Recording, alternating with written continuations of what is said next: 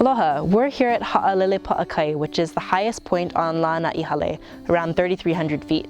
And we're going to talk about the moʻolelo of how this place came to be named Haʻalelepaʻakai.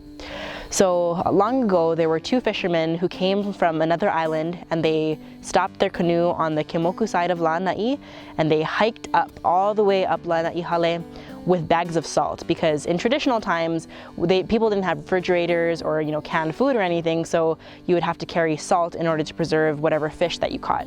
And so they had bags of paʻakai, and they came to Lānaʻi, they came to this area, and they looked down upon Palauai, and they were like, whoa! They thought it was so awesome because there was just white, and so what they thought they were looking at was salt beds. And so they threw away their bags of paʻakai and they raced down Lānaʻi, down into Palauai, and by the time they got there, they were looking around and realized that there was no salt. And they didn't know what had happened until they saw some local Lānaʻi native people who were living in a village at that time. And the people of Lānaʻi laughed at them and said, "Oh, you've been tricked by the kakehau mist." And the kakehau mist is the name of the mist that settles in Palauai in the early morning. So it's so flat and beautiful that I guess they mistook it for salt beds.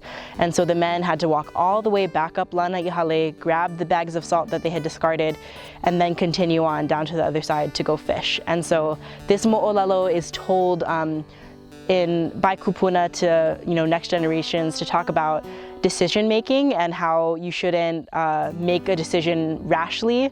You should always think before you haʻalelepaʻakai. So haʻalele means to leave or to discard, paʻakai salt. So it speaks of the men who left their salt here.